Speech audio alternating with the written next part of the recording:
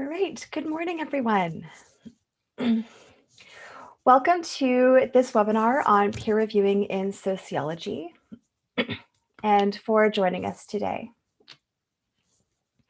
So one of the things that we like to do with the Canadian Sociological Association is do a traditional land acknowledgement. This is our practice in the CSA, and it's based in the principles of the UN Declaration on the Rights of Indigenous Peoples, and it's founded on the principles of respect and reconciliation. So I'm Dr. Rochelle Stevenson, and I'm honored to live, work, and play on the traditional and unceded territory of the Secwepemc Nation in beautiful Kamloops, British Columbia.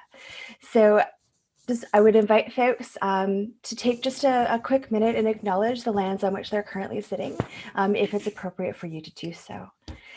So couple of just housekeeping issues for today. One of the ways you could interact with both myself and Dr. Cole and Dr. Wrenn is to use the Q&A button, which is at the very bottom of your screen in the Zoom toolbar. You can upvote questions or downvote questions by giving them the thumbs up. So this will also prioritize the questions that we will focus on during our Q&A session, but we're going to try and get to all of the questions that you may have about reviewing in sociology. So just a super quick introduction to who we are on the panel today. So we have Dr. Corey Wrenn from the University of Kent, Dr. Matthew Cole from the Open University, and myself, Dr. Rochelle Stevenson from Thompson Rivers University. And with that, we're gonna throw it over to Corey. All right, thank you, Rochelle. Hi, everybody. Let me share my screen.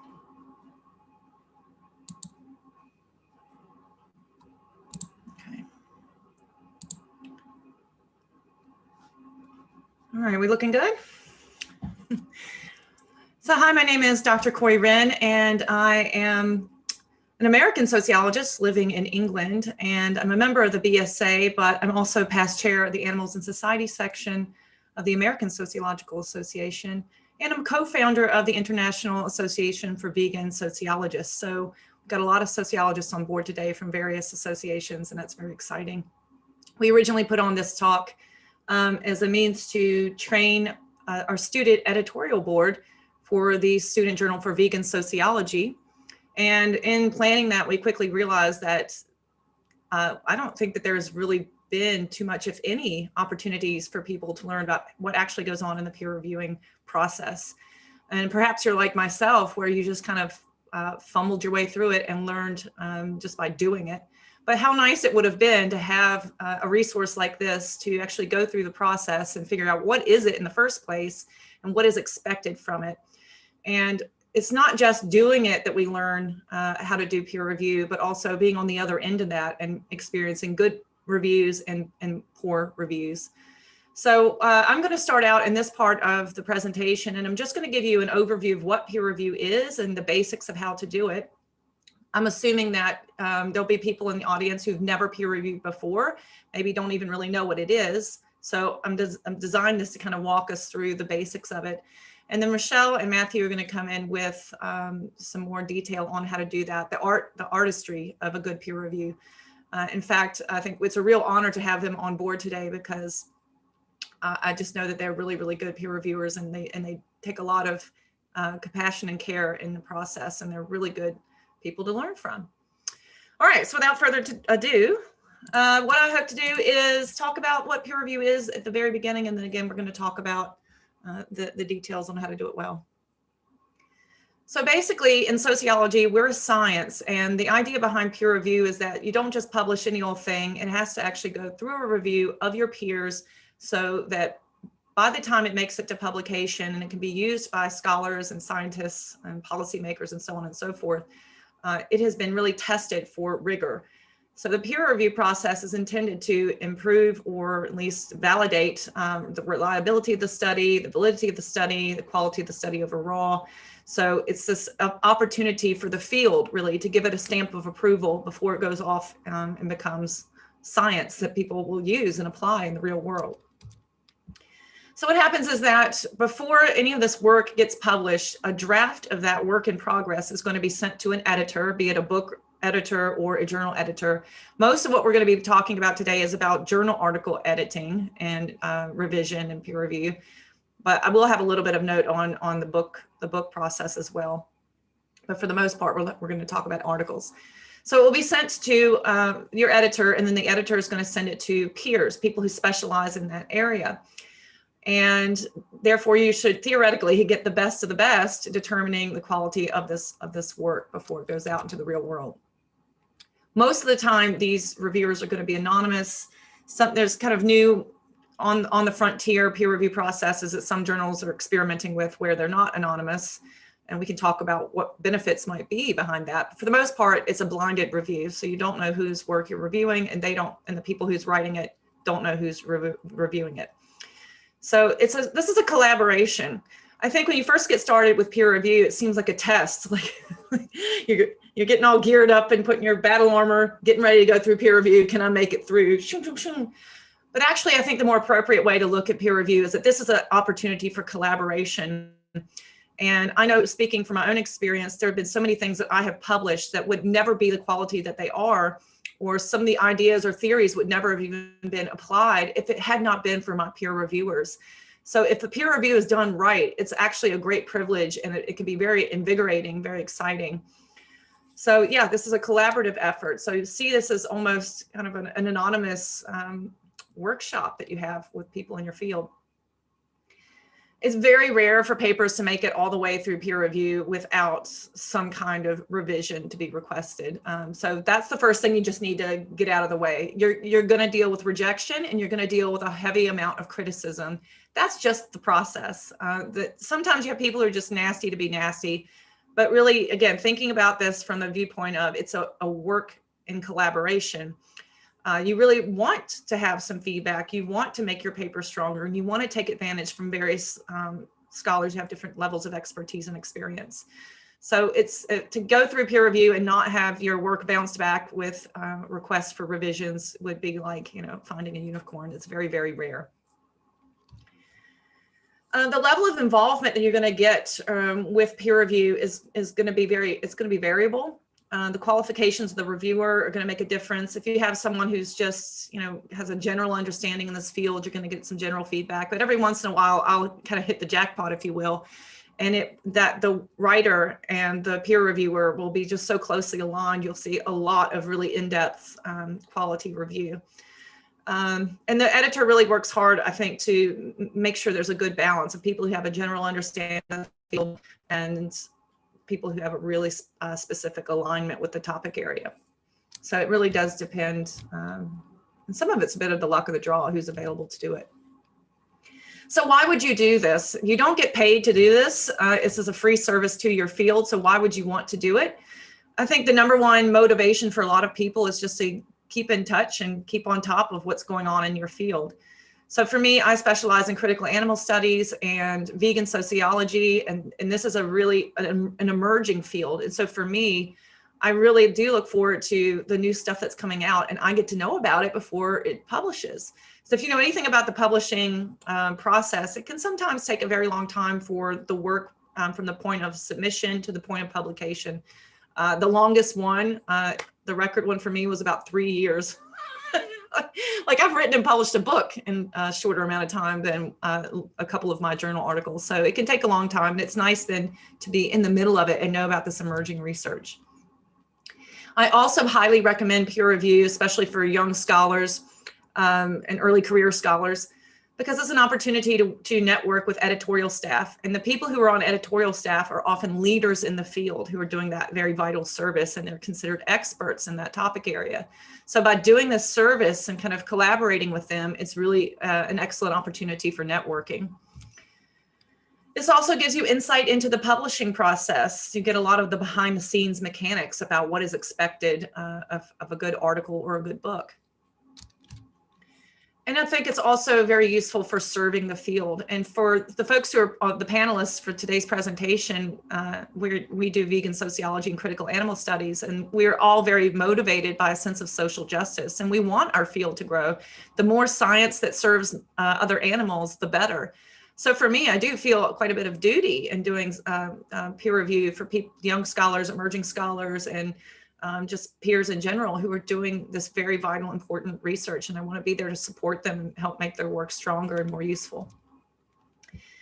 This is also useful for folks who are wanting to go onto the job market or who are hoping to be promoted. Not all universities recognize that. Unfortunately, I'm in the UK, and the UK has a much different system of rewarding scholars for their service work, and peer review is not really up there. But in the US, it's much different, and I think Canada as well. But especially for graduate students, if you want to be able to put some stuff on your CV and show that you're engaged with your field, this is an excellent way to do that. So here's a little chart I've made about what happens with an article once it's submitted. So this is useful for you as an author, but also if you're doing peer review for the first time, this is pretty much what you can expect. The first thing that happens is the author will submit using either the online submission form, or in some cases, journals, it goes directly to an editor's email. Then the editor looks at it, and the editor will theoretically, sometimes they just send it on, they don't really look too much into it, but a good editor will look at that submission to see, is it even worth bothering peer reviewers with this submission? Does it fit the journal's aims? Is the writing quality up to speed? And so on and so forth. So it's right off the bat, you're kind of, the gatekeeper is the editor.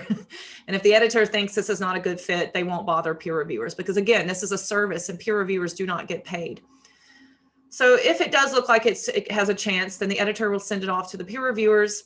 Then the peer reviewers will be that first major decision.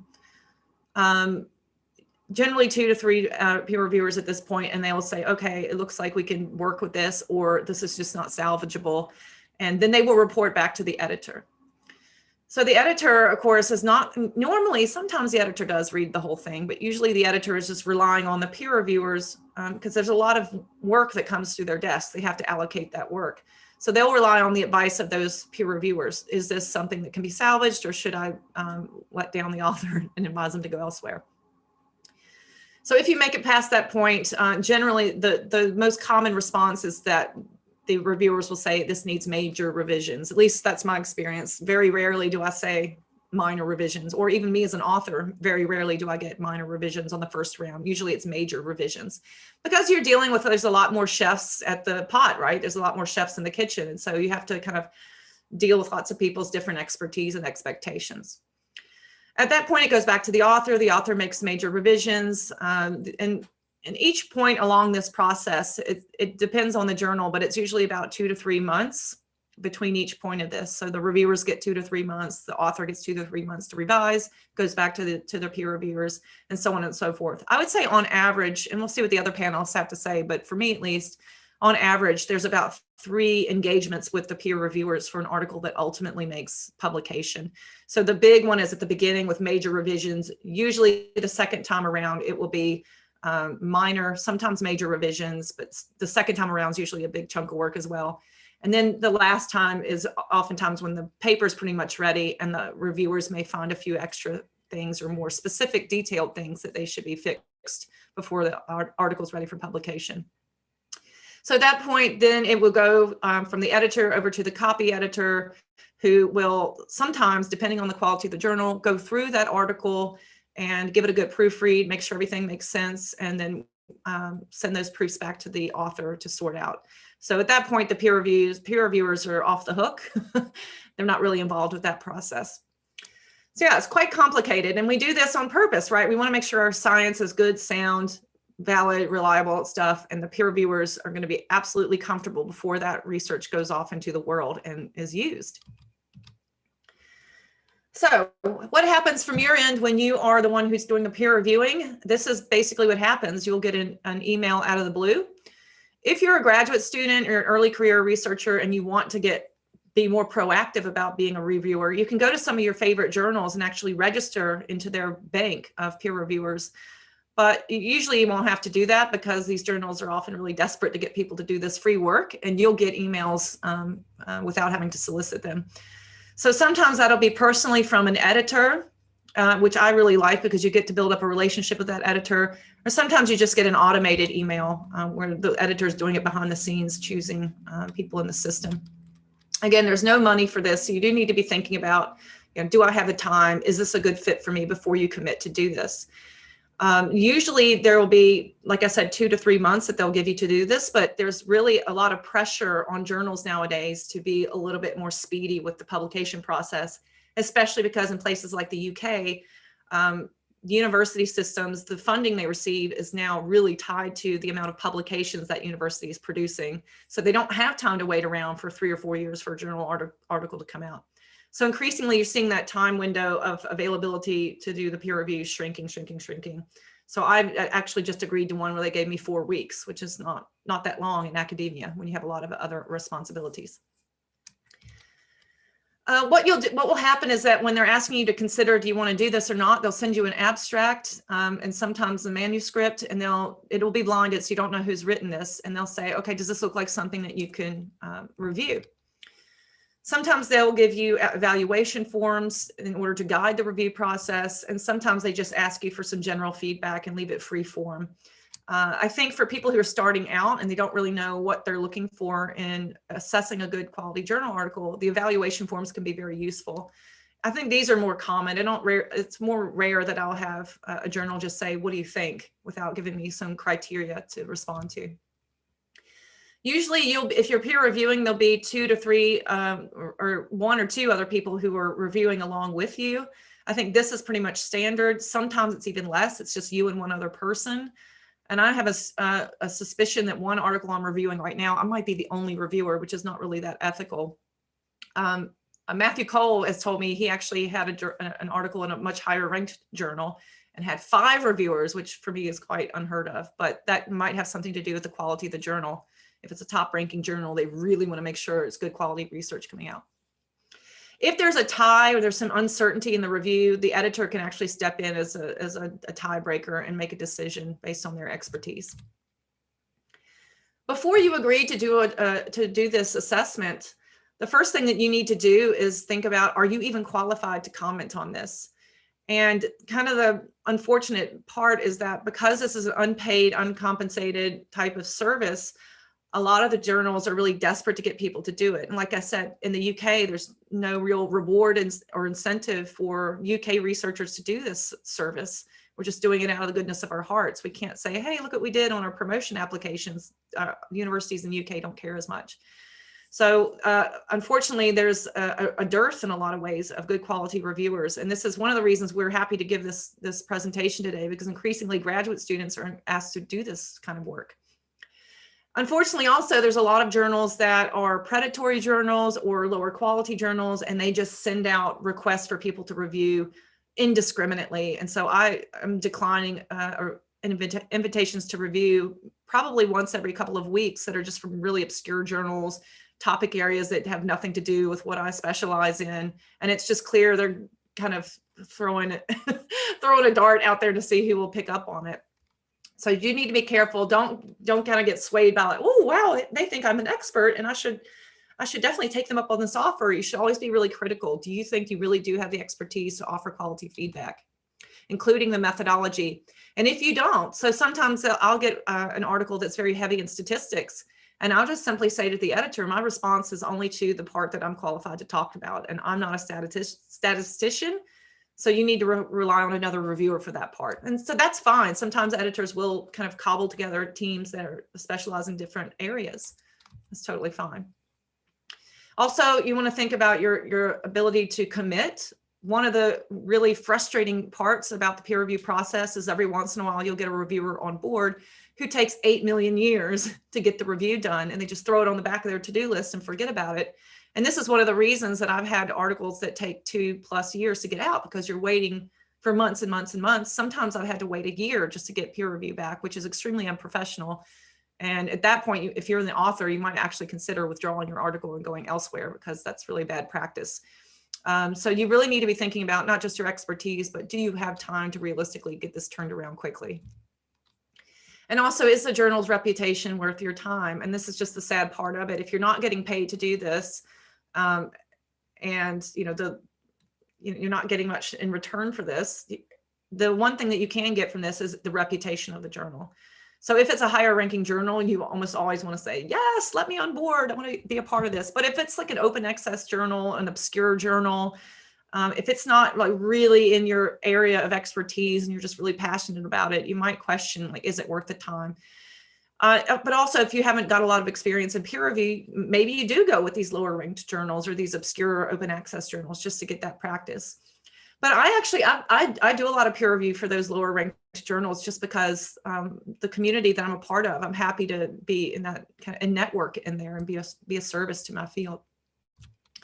You also want to think about conflicts of interest, and this maybe Matthew Cole could talk more about this when he talks about kind of the nastier parts that happen in peer review. But I've had situations where there are people who have a direct conflict of interest reviewing my work in the past, and it's been really problematic. So for instance, I published a book which had a whole chapter on atheism. And one of the people who, sometimes you can figure out who's doing the reviewing because our field is so small. And one of the people who were doing the reviews was a committed Christian theorist. And so he had all these problems with atheism. It was like it's hard to get through it. And I've also had people who work for certain charities that I was critiquing in my work, and they were like, I'm on the board of this charity, and how dare you, da, da, da, da, da. If you have a conflict of interest like that, you're not really in a good position to offer good, unbiased feedback. So you want to be thinking about, is it appropriate for you to even be a part of that team?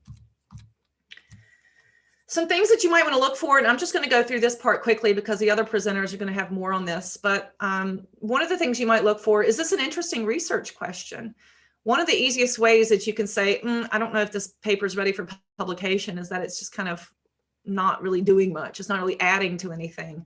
A lot of times you'll have student papers that are submitted to journals now because of the incredible pressure of the job market nowadays. But that's one of the giveaways, is that they're not really asking anything novel. They're probably, this a term paper that they've tried to turn in for publication. Are they offering some kind of unique perspective? So maybe they're not reinventing the wheel. They're just looking at the wheel from a different perspective.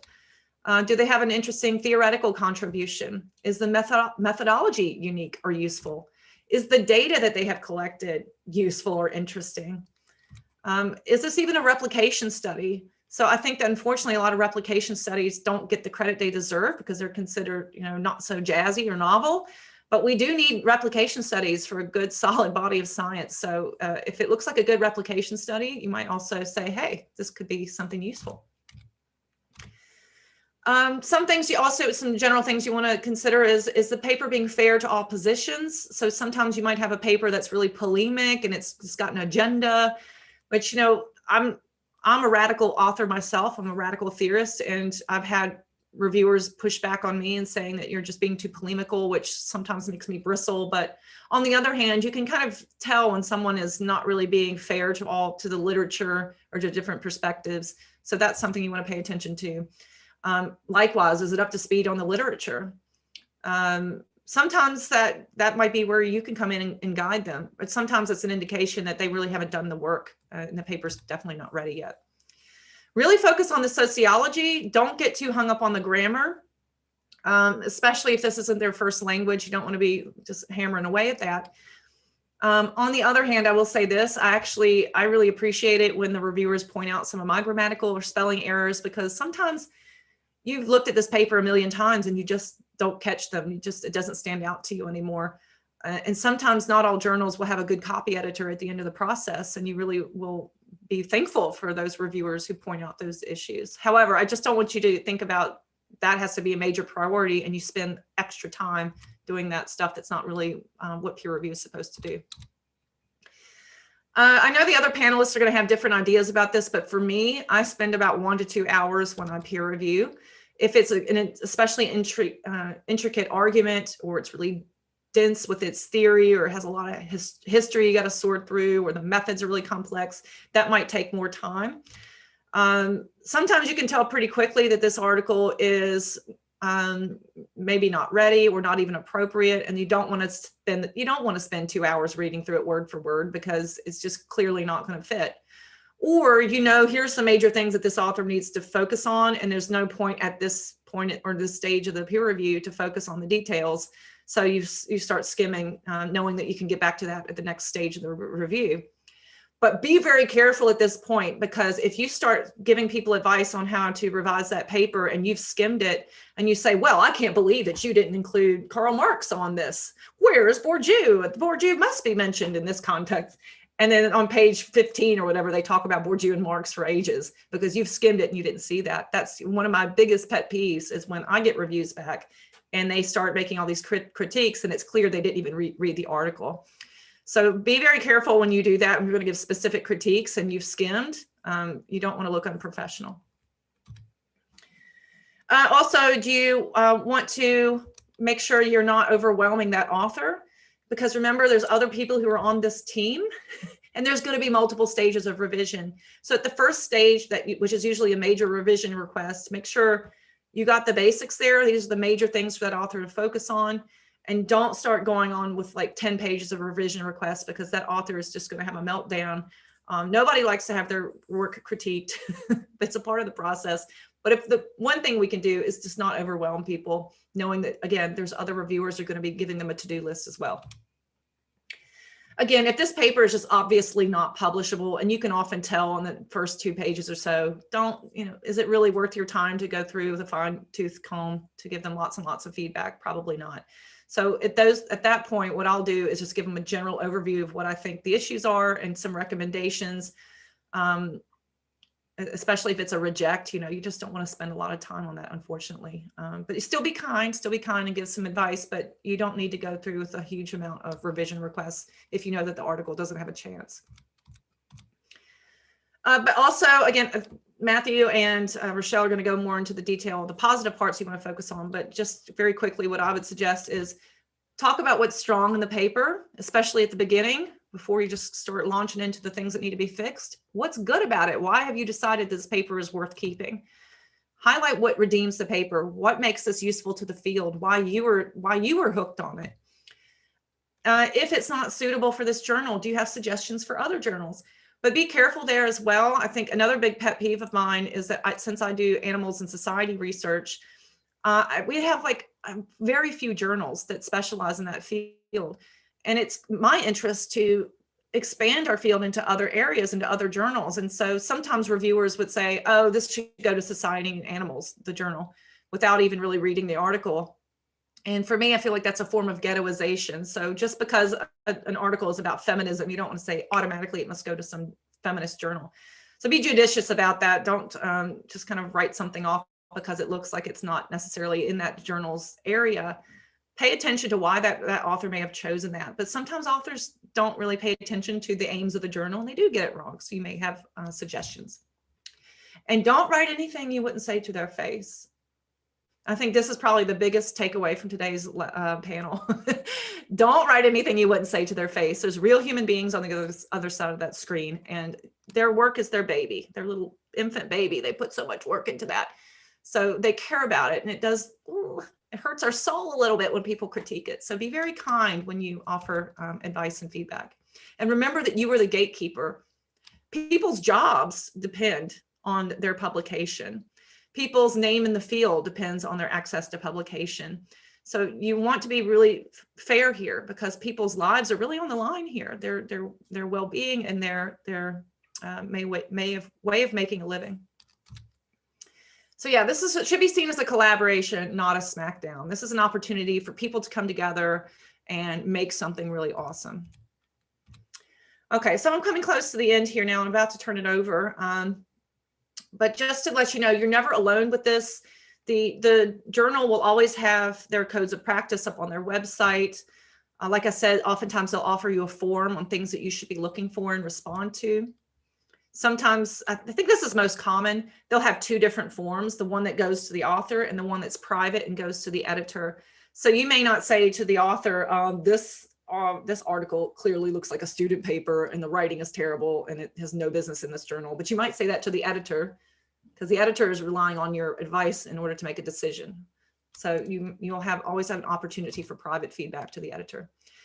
lesson learned from me, always save a copy for yourself. First off, I keep a copy and put in my portfolio just to, as a record of the service I've done to my field. But also you want to keep a copy on your computer, because one time I spent hours filling something out and I didn't save a copy, and for whatever reason the form didn't send correctly online, and the editor never got it. And then the editor said, can you redo it? And I said, you know what, I'm too frustrated, I can't redo it, I'm not going to redo it.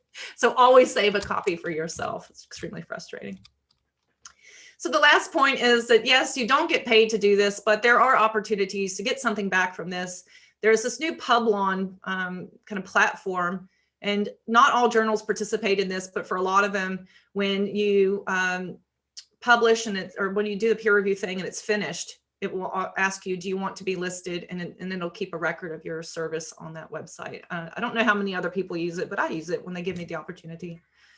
With book proposals, and this is the one bit I did want to say about book proposals. This is a whole different species of things to deal with, but these often are paid. And if you're being asked by a publisher to do a book proposal review and they're not offering to pay you, you're getting scammed. So this should always be paid.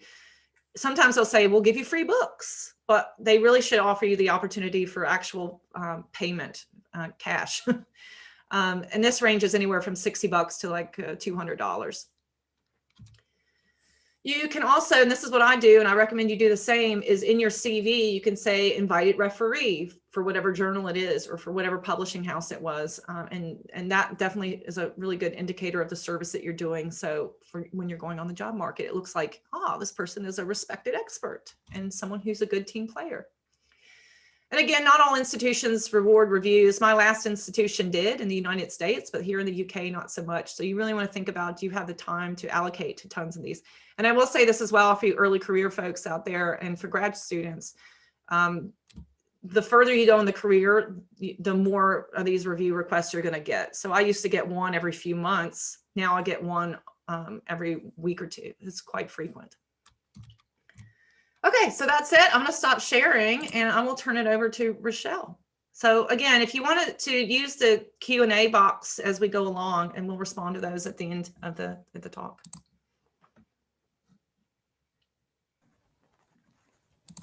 Awesome. Thanks, Corey. So I think the next person who's going to be just chatting about peer review is Matthew. So Matthew, take it away. Thank you, Rochelle. Just share my screen. Bear with me. Okay, so hopefully you can see my slides okay. So yeah, I'm going to talk to you a bit about the ethics of peer review, kind of conceiving of this process as an ethical responsibility. And just before I get into that, I'll tell you who I am, first of all. So I'm a lecturer in criminology at the Open University in the UK. My background is very much in sociology, though. I identify as a sociologist, I would say, still. I've recently become involved with the Student Journal of Vegan Sociology as a member of the advisory board, which is how I came to be part of this panel.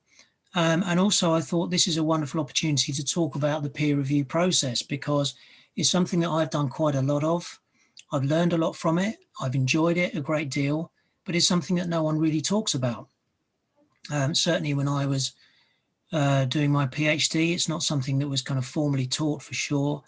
And it's kind of something that seemed to happen almost in secret. You know, you get invited to do peer reviews and you do some and you get something out of the process, but then it's kind of gone. The reviews go back to the editors and nothing else happens. So I think it's really nice to have this opportunity to kind of open out the process and discuss it and share our experiences and take your questions at the end, as Corey was saying. So my own background is also in vegan sociology, critical animal studies, that kind of thing. And that certainly shapes my approach to the peer review process as well, as I'm going to share with you. If I can just remember how to advance my slides. Here we go. So here's a brief overview of what I'm talking about. First of all, looking at what are these ethical responsibilities as a reviewer. And I think there's kind of 4 different aspects to that. And then looking at the actual process of how do you do peer review empathetically, which I think is a really important part of the process. And I've broken that down into two aspects. One side of being an empathetic reviewer is to be kind to the authors. And the other side of it is to be rigorous, because you don't do anyone any favors by not being rigorous.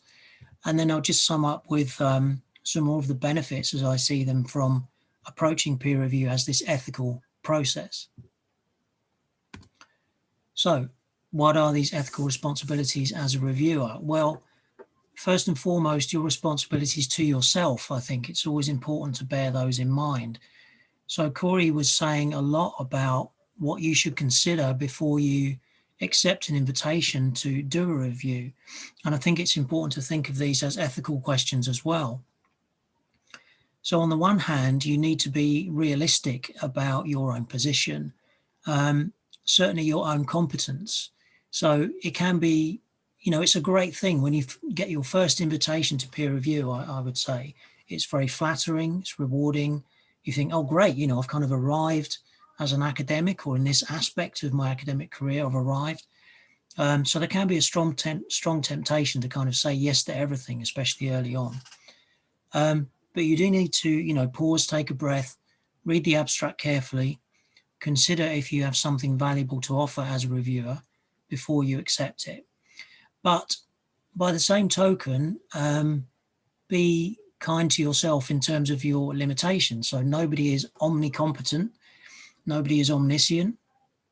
So there are going to be gaps in our knowledge, and that's fine too. So again, as Corey was saying, a paper can be reviewed by a kind of team that the editor can put together with a kind of jigsaw of people with different kinds of expertise. So between you as a group of reviewers, you can do a really good job. So don't feel like you have to know everything about a paper, but likewise, do be mindful of your own limitations. Now, the other aspect of that is your workload, of course. So as Corey said, 1 to 2 hours as a minimum, I would say, is what you need to devote to a review, and maybe scale that up the less experienced you are, perhaps. So when you're doing this for the first time, it's quite likely, like most things, you're going to be relatively more nervous, more anxious, more concerned to get it right. So it'll take longer. You might reread your own comments multiple times, and you might go through a drafting process of your comments before you send them back to the editor, which is absolutely fine. So do make sure you've got enough time to do it justice within the time frame that you've been given by the editor. Again, as Corey mentioned, the pace of reviewing is accelerating all the time. I spotted we've got a question about that coming up, which we'll answer properly later, but the time frame is contracting, I've noticed. So I just recently got a request to review something in a week, which is wow. So I've had to say no to that one because I can't do it in this week coming up. So be mindful about that. Now, the second ethical responsibility I'll put here is to the author or the authors. Again, as Corey was saying, they've worked really hard on this paper, and their work deserves your full attention because of the effort that's gone into it. We all know how difficult it is to write at whatever stage of our careers we are, and having that work trashed or skimmed or not paid full attention to is, incredibly insulting, demoralizing, undermining, and all of that. So make sure you do give it your full attention, whatever you think about the merits of the paper, whatever your take on their argument, and so forth. Then the responsibilities to the journal and to the editor or editors. So anyone who has journal editing experience will know that that's a very demanding task in itself. And the editors really are relying on us as peer reviewers to help them expedite this process. So it's really important that we bear them in mind as human beings, as people working really hard, doing a crucial job within academia. And of course, they are in turn serving the journal itself and the journal's reputation. So your review is helping that process. You're helping to sustain the reputation of the journal for publishing high quality work by doing a really good job as a reviewer. And then finally, but by no means least, in fact, I would say first, really, in terms of order of importance, your responsibilities to the research participants or the beneficiaries of the research. So I think we always need to be asking ourselves, who's going to benefit from this research being published? Who potentially might be harmed from this research being published? Now, hopefully, questions of harm do not arise too often, but they might do. They might do, depending on your field. But part of your job, your ethical responsibility as a reviewer, is to maximize the benefits for the participants by making the work as good as it can possibly be. So working as we do in vegan sociology, our principal beneficiaries would be non-human animals. So I'm always asking myself, is this paper serving non-human animals in the best way it possibly could? If not, how can I help that process? How can I help those beneficiaries through my review? And if you're reviewing work in vegan sociology, you're coming at it with a shared value system as the authors, by and large. So it's not as if you're doing something that conflicts with what the author wants to achieve. So how do we actually go about doing this? So as I said, I've broken this down into two aspects. Firstly, being kind, and then being rigorous, which I'll go on to. So the first point I put up here is avoid the temptations of power and vicarious revenge. So I expect everyone watching this has had experience of their own work being savaged to various extents, being, heavily critiqued, torn down, ridiculed even. And peer review is sometimes where this process can happen. It can happen in conferences when you get a particularly aggressive or hostile questioner. It can even happen in supervision meetings at times. It can be in your PhD viva, it can happen all over the place. And sometimes it seems to be that the anonymity of peer review can unleash these kind of vitriolic comments at times, which of course is extremely upsetting.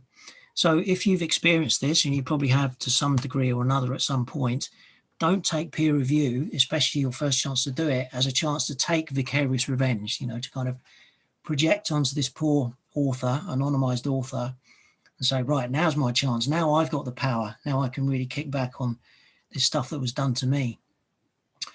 And I'm sure none of you would set out to do that. But sometimes when you get reviews back, you suspect that some of that might have been going on, judging from the comments you get back. So that's something to be very mindful of, I think. Now, the second point I've put on here, the perils of anonymity, well, that's very closely related. I mean, before the internet was a thing, and now we're kind of surrounded by internet trolls and so forth. People who are already involved with peer review probably could have predicted it, right? We could have looked at the peer review process and said, okay, this is what's going to happen when this thing called the internet kicks off. It's going to be mean, because people are going to be hiding behind this veil of anonymity and just kind of unleash their verdict on things that they disagree with. So that can happen. And if it happens to you, just bear in mind that may well be the reason why, this veil of anonymity, but don't do that yourself. Approach this as an ethical process. Be kind, even if you disagree. And as Corey said, write as if you aren't anonymous. Write as if the author will read your comment, will know that you wrote their review, even if they actually don't ever find out. And that involves writing respectfully, of course. So again, this is especially important when you disagree with the paper, which certainly can happen. I mean, I've had reviews where I've read the abstract and I thought, oh, great, this sounds really cool. This is the kind of thing I'm into. And then you read it and the argument goes in a really different direction to what you're expecting or to what the abstract set out. So then part of your review can be, well, the abstract doesn't really give a fair representation of the paper, but you still need to be writing respectfully and tempering your comments, even if you're kind of completely at odds with the argument. And I think that's really important because academia can be extremely harsh anyway at the best of times. There is this huge pressure in the jobs market. As Corey was saying, keeping our jobs is dependent on so many metrics these days, not least publications. So, no one needs more harsh criticism in their lives. No matter what the merits of what they've written, phrase it kindly, I would say. And that's why I've ended this slide with a point about giving some warmth in your review. So if you've enjoyed the paper, don't be afraid to say so. Share the pleasure that it's given you. Share what you've learned from reading the paper, how it's expanded your knowledge, your understanding. And also, I'd always encourage you to bookend your comments with some positivity. So any of you who've been involved in teaching, you'll know this. No matter how bad the work you're marking, start off by saying something nice about it, find something good to say, and end with something positive as well. Even if the bit in the middle is, heavily critical. I'm sure you all know the metaphor, which I won't repeat because we're live streaming on YouTube. But yeah, always try to inject some warmth even when you disagree. So moving on to the kind of flip side of this empathetic reviewing approach is to be rigorous. So the counterpart to avoiding the temptation to be too critical or to take vicarious revenge is to avoid the temptation of sympathy, avoid over-identifying with the author and with the author's position. So I think this can be a particular risk when you're working in a new field that has few people working in it, that's just taking its first steps to trying to become established within your discipline, within sociology or whatever it is. That's certainly been my experience working in vegan sociology. It's taken a lot of work by colleagues to kind of get us to this position where it's now a thing that's kind of, I would say on the verge of acceptance, if we haven't been accepted already, that this is kind of, it's perfectly fine to be doing this kind of work. But it's a struggle to get there. And when you're in that position, it can be very tempting indeed to see something in your field and think, yes, I agree with where this author's coming from. I'm going to give this a free pass. I'm going to give it a really positive review because we need this work to be out there. So resist that temptation, definitely. You're ultimately not helping the author by doing that. In fact, you could be damaging the author's reputation potentially if you're kind of getting work out there that could and should have been stronger and damaging the field that you want to establish. So avoid those temptations. No one really benefits if poor quality work gets a free pass. Another tip I would give is to recap the core argument of the paper. And this is a good way to avoid falling into that trap that Corey pointed out of just skimming a paper and writing a kind of slapdash review. So if you force yourself to write down what the core argument was, you're going to have to pay attention to the paper to make that convincing. And by doing that, you're showing the author that, yes, I have actually read your paper. I know what it's about. I think this is what you were trying to achieve with the paper. So I think that's important. Attend to the specific aspects of the paper. That's something that I think Rochelle is going to get into more depth about, so I won't dwell on it. But as Corey mentioned, often you'll have an evaluation form. You have set things you're asked to comment on. And if that's the case, then, give each one your full attention. And then finally, your own expertise and values are important. So here, what I'm urging you to do is to point out where things are missing. Don't be shy of doing so. If you think, well, how have they not mentioned such and such, Bourdieu or Marx or whoever it may be, then, make those points for sure. But equally, again, accept your limitations and don't attempt to cover them. So don't attempt in your review to, expound on areas of expertise that you don't actually have. And it's fine to put in your confidential comments to the editor, which is often a separate section of a review, to be upfront about that and say, well, I couldn't comment on, the statistical analysis because it's not my field. So you'll need another reviewer to fill in that gap. If no one has done that, then you might need to send it out for an additional review. So just to wrap up from me, this is what I think you can gain from this process of treating it as an ethical process of peer reviewing. So it does build your own knowledge and competence. Again, as Corey was saying, you learn a hell of a lot from reading what's coming out in your field before it's been published. It also builds your confidence and you can establish your reputation. If you send your reviews back on time and they're useful, editors will ask you again. And if it's for a journal in your field that has a good reputation, that's really good for you. and it benefits the authors. So this is a collegiate process. Academia is always collaborative.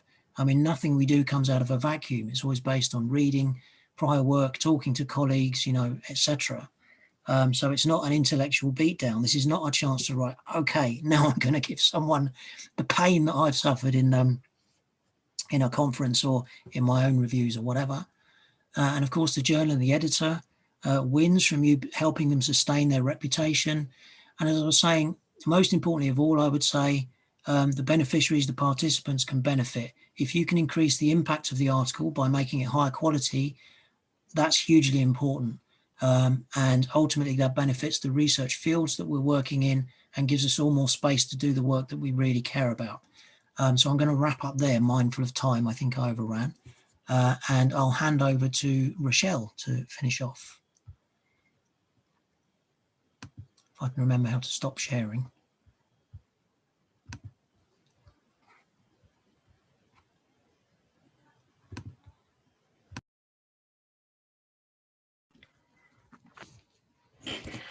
Awesome. Thanks, Matthew. So I am going to round out the presentation today just with some practical strategies. So Corey and Matthew have actually done a really great job of outlining the bulk of what peer review entails. So one of the things that we kind of in an ongoing joke, I guess is maybe a good way to put it, is the dreaded reviewer too. So as Corey mentioned, sometimes there's 2 or 3 folks who are reviewing a particular manuscript. And the challenge here is that there's always that one reviewer, typically that one reviewer, who makes maybe unreasonable requests, who maybe is a little bit more critical and a little bit less constructively critical with their comments. And really what we're thinking about with this entire webinar is how do we avoid being that reviewer too? And how do we move our discipline forward? How do we support new scholars? How do we support existing scholars in having the best work possible be out into the field and consumed by other academics and students and used for teaching and research and establishing the field in a bit of a different way? So I'm going to be talking about a couple of practical strategies to avoid this, and especially in terms of things like timing and how you can make sure that you are not that dreaded reviewer too. So just a recap of the goals. So again, I feel like, both Matthew and Corey addressed this really well. I just want to recap it because we all kind of explain it in our own ways. But I really see that this is the ability to strengthen the discipline with excellent research. So pushing areas of research forward, establishing and engaging in well-founded debates and supporting that debate, that back and forth, because that's part of, it's in our disagreements sometimes that we move the discipline forward. But it's also about strengthening the work of emerging and established scholars. So it's about constructive critique. So you can disagree, but can you do so constructively? Are the comments that you're making or the things that you're pointing out, the goal is to strengthen the paper to make it better, as opposed to tearing somebody down. So again, thinking about that kind and direct comments, avoiding kind of that tendency to oversympathize, but also avoiding that tendency to be over harsh. So there's kind of this lovely middle ground that can be challenging to get to sometimes.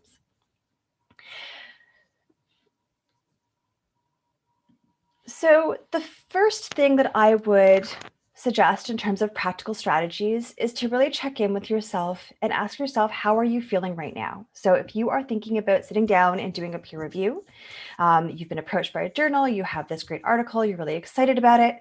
Are you excited about it? How are you feeling? Are you hungry? Are you sleepy? Are you grumpy? Are you dopey? So think about reviewing when you're feeling positive and rested. So you don't have a million other things on your plate. It's not the very last thing on your to-do list and you're like, oh, I have to get through this, because that's not really conducive to that empathy. That's not being ethical or necessarily responsible if you're already kind of feeling a little bit grumpy or you're not having a great thinking day or you're tired.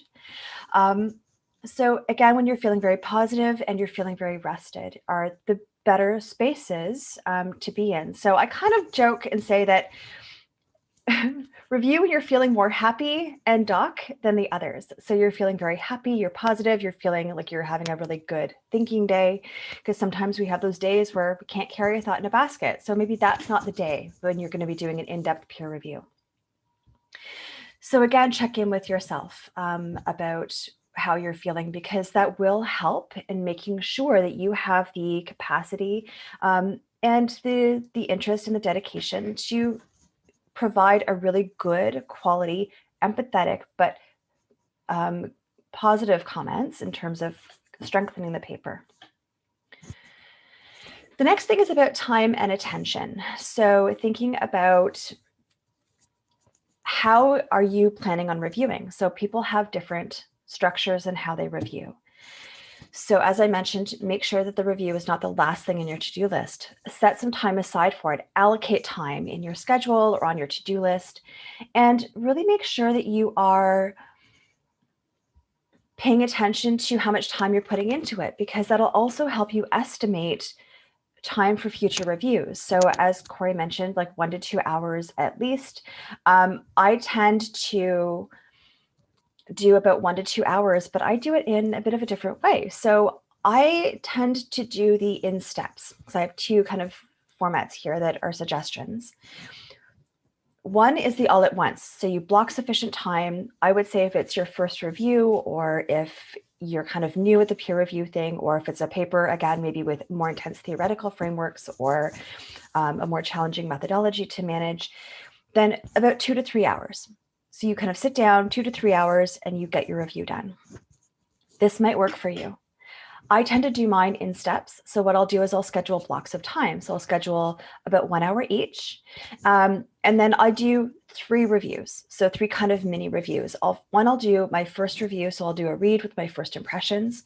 So is this paper even worth moving forward into the other reviews? Are there substantial challenges with it? What are kind of my first comments?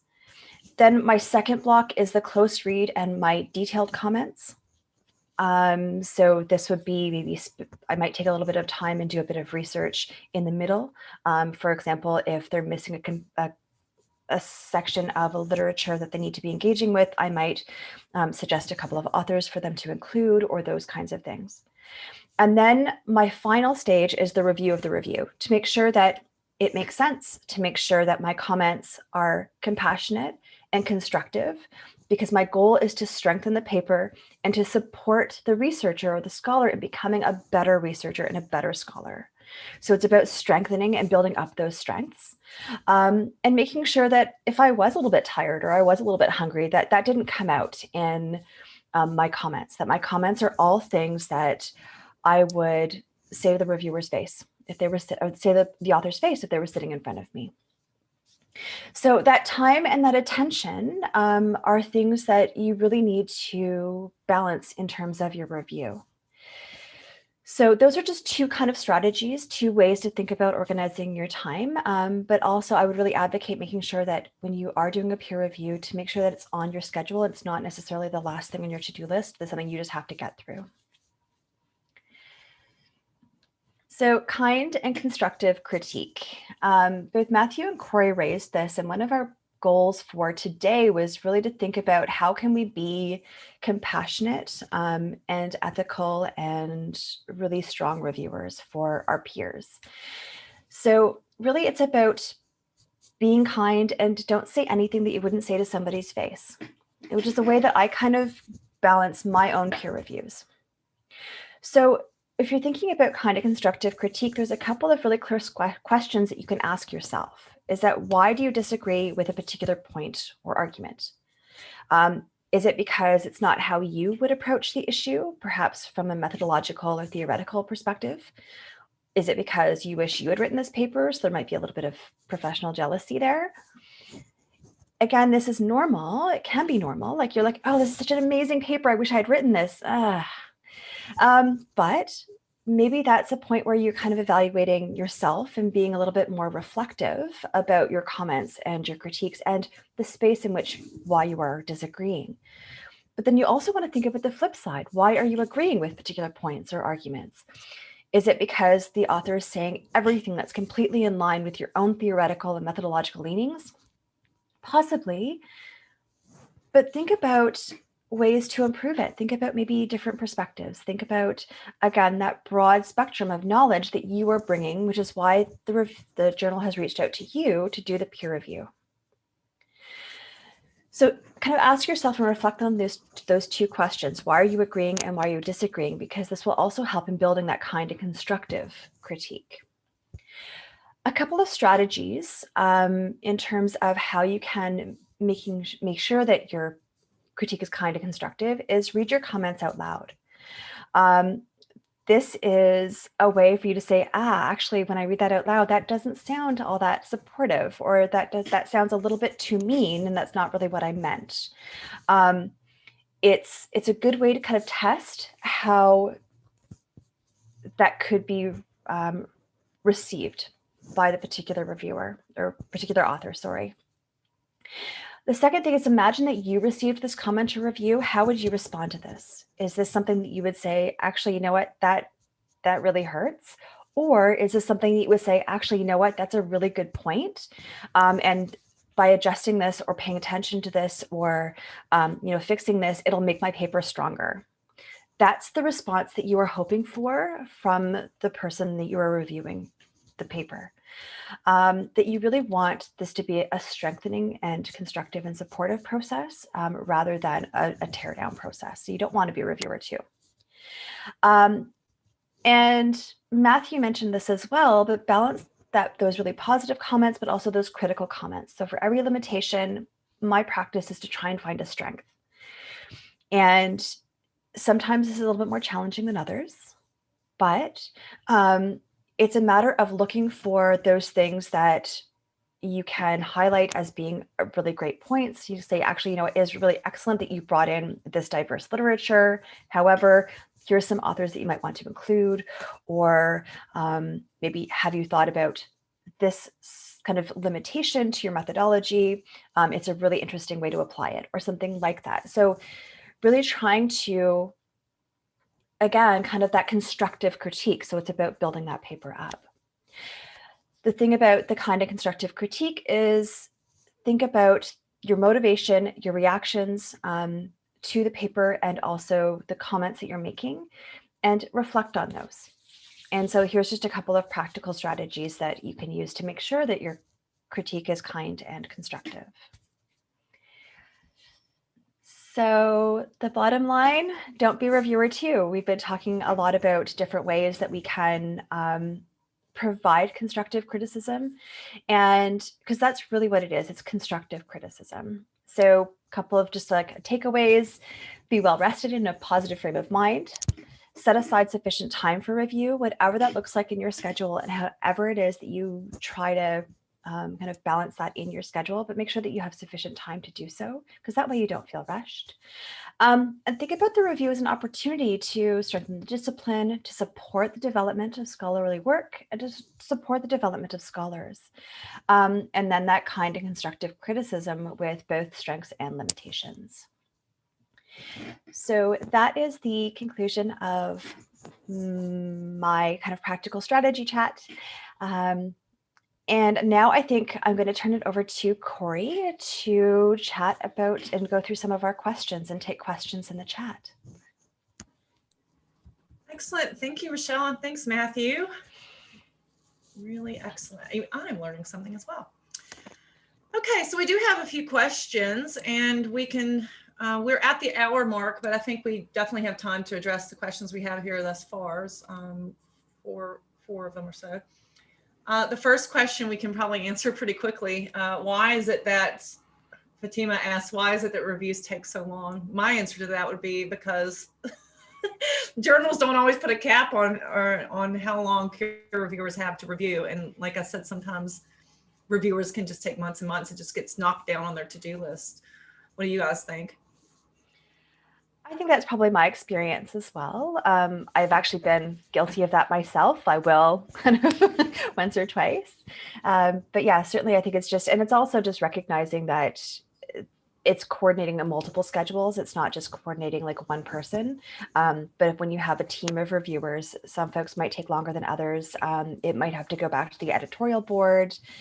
The editorial board might have different kind of ideas, or the editor, it might kind of get stuck on their desk in the queue of folks to respond to. So there's a variety of different ways of reasons why it might take so long. Yeah, and agree with all that, of course. And something that might cause the editor problems is when you get really conflicting reviews, which certainly I've had on some of my work. You get one reviewer who loves it, another one who absolutely hates it. So then the editor's in a hard position. What do they do? So I think that's part of the reason as well. And I've had work that's been sent out for an additional review before when the editor couldn't decide between conflicting verdicts. So there's yeah, lots of things can delay it. But yeah, it can be so frustrating as an author because you don't necessarily know what's happening behind the scenes. Yeah, and ultimately, I guess I would warn you all, if it's pushing up on 2 years, that's just way too long. That's something I had to learn just with time and experience as an author. It's unprofessional for it to go on that long. Okay, second question. An anonymous attendee has asked, during the peer review process, has the author ever been asked to redo their research or data collection as a result of the reviews they've received? Yeah. And sometimes you as an author have to decide, can I commit to that? And I know one time I had a preliminary inclusion in a pretty good journal, but one of the reviewers just insisted, you need to go back and do this huge data collection that honestly, it would have taken me a year to do. And I just can't do it. So I had to withdraw my article. So that's happened to me. What about you two? Yeah. So generally I kind of think about that as I take a look at the feedback first and thinking, are they seeing something that I'm not? Is this something that I can actually accomplish? Or is this reviewer two expecting me to write the paper or conduct the research that they would have conducted or that they want to see conducted, rather than the research that I actually conducted myself? So typically when that happens, for me at least, it's a bit of a reflective process on whether the feedback is actually founded and grounded and whether they read the paper or whether they're just, maybe that's just one of those negative, unhelpful reviews, at which point I would pull my paper and seek another journal.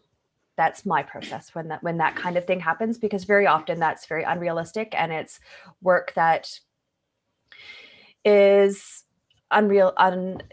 maybe unachievable, especially if it involves new data collection or using a different data set. But if it's a matter of, this particular statistical test would be really helpful and strengthen your paper, that's different. But if they're asking you to redo everything, that's not generally, I don't feel that's reasonable. Yeah, I'd agree with that.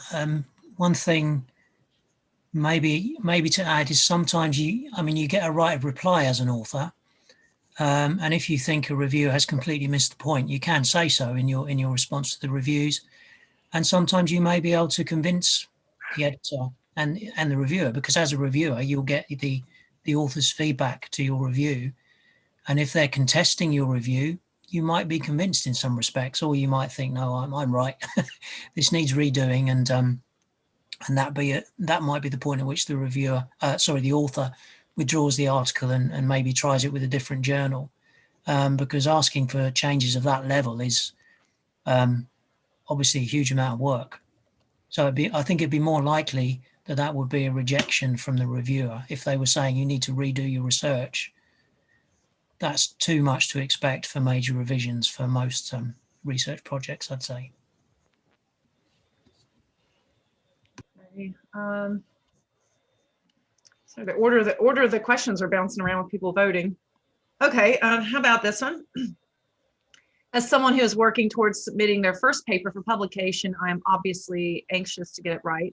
I was considering contacting some lecturers or authors to ask them to look over my work, kind of as a pre-peer review before submission. Is this appropriate? Would somebody be offended or upset by contacting them? And there isn't really anyone from my past qualifications who would feel comfortable reviewing, because they're doing work with speciesism. That's normal. It's totally normal practice to reach out to scholars that you think would have some feedback. do need to be mindful of their time. I know Peter Singer, for instance, has a thing on his website, like just basically saying, students, please do not contact me. I'm just too busy. But I know when people who are hoping to publish send stuff to me, I'm always happy when I have time to offer that. But yeah, just be mindful that we're all very, very busy folks, and we have lots of reading we have to do for other stuff. Yeah, and people like being asked for their opinion. Yeah. Generally, it's nice if someone thinks, oh yeah, they want my opinion. I'm like, oh, cool. So yeah, if I've got time, I do it too. But time is the thing, yeah. Rochelle? Yeah, I think that it's also one of those ways that you can start to build your network. It's one of those ways that you can start to establish those relationships within the discipline. And I think as long as you're doing the request respectfully and understanding that they might say no, then absolutely reach out to folks for sure. Yeah, actually, those points you guys made are very, very relevant. So I know me, when I was younger, I would be afraid. But now I realize it's a very efficient way of networking, absolutely. And now when I finish my research, I also send it off to people in hopes that they'll just look at it. So yeah, go for it, try it out. Okay, that's some excellent questions, folks. How do you know how strict to be in your review, depending on the type of journal or outlet that asks you for your review? For example, if the journal that asks you to make a review is small or not well rated, should you be less rigorous, and in what way? And how do you know the limits? I would say no matter what, you can come in with full professionalism. And if you're going to do it, right? Don't come in just kind of, no matter what, especially when we were talking about our politics of we're hoping to build our field. We're passionate about supporting others who do critical animal studies and vegan sociology. I don't care if it's the lowest ranked journal on the whole planet. I know that person has put a lot of time into it, and I'm there to offer my, if I'm going to commit, I'm committing, in other words. Yeah, and that's how you can help a journal improve its reputation too. You know, the higher quality of the work, it will rise. They don't all stay the same forever in a fixed hierarchy. So yeah. Rochelle? I think that is pretty much bang on. I feel like it's your own professionalism that you're putting forward, and it's about building your own skills as a reviewer, as well as, again, providing support and strengthening the scholar's work that you're reviewing. Yeah, so like I said, I oftentimes go with the open access, low ranked journals just because, I'm interested in the field, my field, building it. Here's one that's got bumped to the top. As a young researcher, how can I tell if it's my lack of expertise that makes me misunderstand the argument, or if the argument is poorly written? I am expected to read every theoretical framework the author mentions, even if I'm familiar with some of it, not all. No, once again, don't speak the stuff you don't know about, and you just be open in the reviews. Say this is what I do know, and here's what I can speak to, and here's what I can't speak to. And I say that even to the author, not just the editor. Just let them know, just full disclosure. Yeah, I mean, sometimes you'll read something in a paper and you think, like, this is amazing. I've never heard of this. I need to go and read it, but not as a kind of a way of feeling like, oh, I have to know this in order to comment, but because you're genuinely interested and you're going to learn from it, and maybe that will inform your comments. But if you don't know, you don't know, and say that, comment on what you know about. And don't attempt to cover your limitations. That's not what's expected. I mean, we all learn through this process. We all grow through it. We all develop as academics all the time, and that never stops. No one ever knows everything about everything, no matter what your reputation or standing, or no matter how many things you've published or whatever. So yeah, be honest. And I would suggest that that's also being honest about that is also part of your ethical responsibility as a reviewer, and recognizing that your time has limits, because if you are expecting yourself to go and learn all about the theoretical framework, then you're adding hours and hours to your review process, and that's not reasonable, and it's also not expected. Again, like Corey and Matthew mentioned, speak directly to your area of expertise and just be really honest with yourself about some of those, about what you can't comment on. All right, here's a question I really like, because I wish someone had we should ask someone earlier. Is it necessary to take into account all the comments of the reviewers? What if you disagree with some of the comments? When I first started out, like, okay, I gotta do it all. The first thing that I do go through my reviews and I create a bullet list of here's the things that I need to accomplish, organized by reviewer. But ultimately, you're the expert. And sometimes you will have people who are reviewing who aren't exactly in your field. They are kind of periphery, and you have to trust your own expertise sometimes. And as we were mentioning earlier, sometimes they do make some, I'm sorry, I'm not going to throw out this whole content analysis it took me a year to go do another one that they want me to do. That's just not realistic. Or when you can tell that they don't really know anything about the theory that you're working with, and they're telling you need to do this and that and that. So you need to trust your gut and trust your own expertise and your own knowledge. That said, you also need to be humble, because I would say most of the time the reviewers are right. So what you're expected to do is that you have to, I didn't mention this part, but from the author point of view, they're expected when they submit that revision to submit a statement to explain what they revised, how and why. And there's always room for you to say, there's too much conflict with A and reviewer B. I have to make a decision on what I'm going to adjust. And then sometimes you may say, no, I really do think that this is important to leave as is.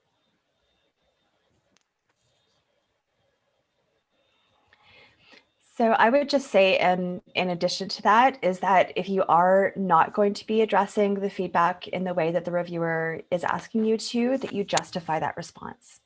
So if you say, there's a conflict between reviewer A and reviewer B's comments fit much more clearly in line with my method and scope, and it strengthened the paper. So explaining why you picked particular things, or if you're refusing to do the feedback, or if you are not going to be incorporating that feedback, that you explain clearly why. So this was the comment. I, feel that the paper is stronger with it as is because, and you clearly provide evidence and reasonable arguments as to why you're not going to be doing that, basically justifying your decision.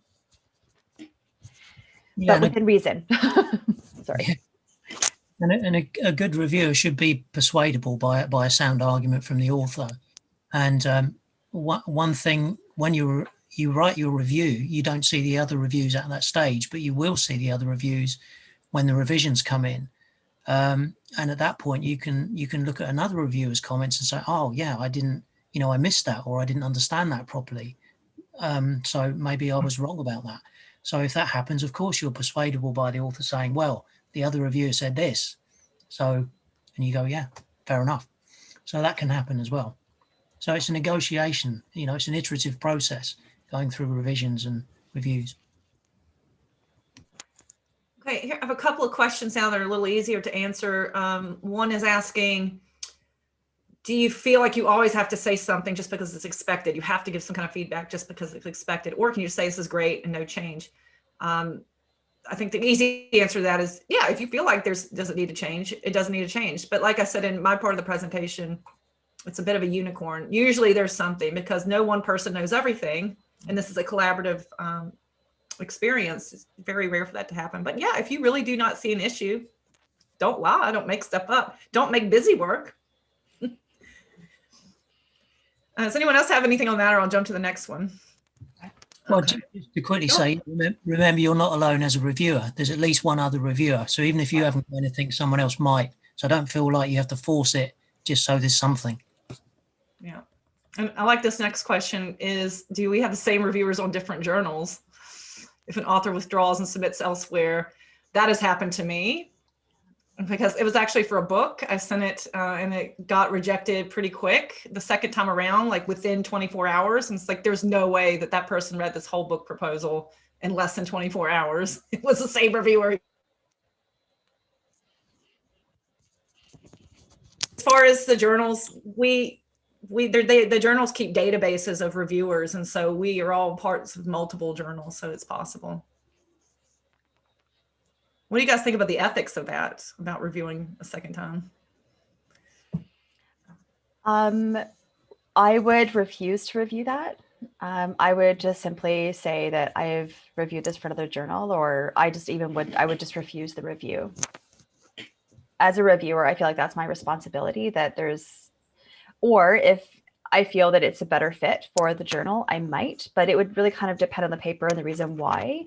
If the person pulled their paper, that would be different, as opposed to if it was a reject. So again, but my personal ethics would be, it would just not really feel right for me to do that. Me too. Yeah. It hasn't. Okay. Yeah, it's one time. No, it happened to me one time, and I just wrote to the editor. I don't think I shared the last review I gave of it, so I didn't make up a new one. Okay, we're running short on time, so I'm gonna maybe ask 2 more of these questions, and then I think we can answer them after the fact, right? Okay, so here's a good one. What qualifications does the reviewer need? How is the case of a reviewer having less experience in the field than the author avoided? Well, it's not avoided. The only qualifications you need is that you feel confident that you can respond to this, but you have to be mindful, like I said, that the peer review situation now, we have a glut of journals. More and more people are required to publish more and more in earlier stages in their career in order to get a job and to keep a job and get promoted. And fewer people are being rewarded for service work of reviewing. So what's happening then is that more and more grad students are being asked to do review service when they maybe don't have a lot of expertise. So you just really have to trust your own professionalism, I would say.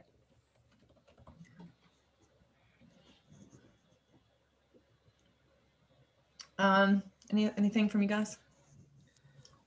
No, I agree. I think that's part of the ethical process of approaching a review. You know, am I qualified to do it? Is something that you need to reflect on.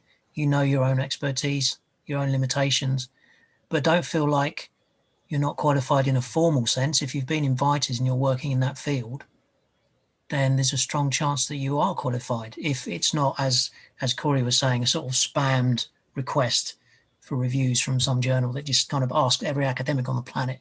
If it's been targeted at you, then, you know, you probably are qualified, and embrace that.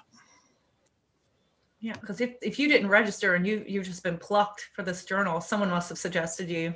Or sometimes editors will look at the authors who've been cited in that work, or, you know, authors who've written on that topic before. That's how I get picked a lot. Okay, how about this last question? And this one is just a very basic one. How do you know what the quality of the journal is? How do you tell what the ranking is? And is there any professional disadvantage for reviewing low ranking journals for too long into your career? What do you guys think? I think that's a tricky one in terms of reviewing low-ranking journals. I think that I try to engage with a mix. So if a journal approaches me and I have the expertise and the time to do the review, I will generally say yes, because for me, my priority is about supporting scholars and supporting the field. And I mean, I look at the intersection between intimate partner violence and animal abuse as my primary research kind of framework. So they're not so thick on the ground that there's other folks who can be doing the reviews, and we publish in a variety of different journals, everything from like social work to criminology and everything in between. So if I was only going to be looking at the high ranking journals, I wouldn't be doing very many reviews, which means that I really wouldn't be doing my service that I feel is necessary to my discipline and my research fields. It just kind of depends on where you are and what you feel comfortable with. If you're holding out for only those high ranking journals, your reviews are likely going to be of a lower number. And there's no guarantee on the quality of the paper that you're going to be getting, or even the quality of the review that you're going to be giving. So I think, as Matthew mentioned, that's an opportunity for you to raise the profile of some of those maybe lower ranking journals by putting in amazing work that's been well reviewed, good constructive criticism, and really strengthened, that'll help increase the profile of not only the scholar, but also the journal. Yeah, I totally agree with that. Yeah, I think I review primarily because I'm interested in the abstract that I've been sent as the first thing. And what journal it's in is a secondary consideration for me. And it's rare that I'm in a situation where I've got competing offers or requests for reviews, and I think, well, should I do the higher ranked journal one? Maybe I've been lucky, but they tend to come kind of sequentially. Like I get an invite, and then a couple of weeks later, I'll get another one. So then it's a question of, am I interested and do I have time? If it's yes to both, I'll do it without really worrying about what journal it's for. But I certainly think there's no disadvantage. No one's kind of monitoring this and thinking, you're only reviewing for low-ranked journals, therefore there's some kind of a mark against you. That's certainly not the case, I don't think. I think you always benefit from the process. You always learn from doing it. So there's no reason not to, as long as you're competent and have time and can do a good job. It's a great thing to do if you can. All right. Well, we are, I think, out of time, everyone. And I want to thank you all for hanging in there and asking such really amazing questions. So I think there was a few that we didn't have time to get to. And so what we'll do is since this lecture was recorded, we'll be able to go back and look at those questions and respond to them on the Canadian Sociological Association's website. We may cross-post those on the Vegan Sociology website as well, vegansociology.com. So thank you all very, very much. And thanks also to Rochelle and to Matthew for your amazing expertise. Like I said, I've also learned quite a lot. And I like this kind of ethic of care and professionalism that we're putting behind our peer review work. Hopefully you guys are all inspired to go do good things in the world and support your fields. All right. Okay, well, let's wrap it up. And thank you all for joining us. Thanks, everyone. Thank you. Have a great day.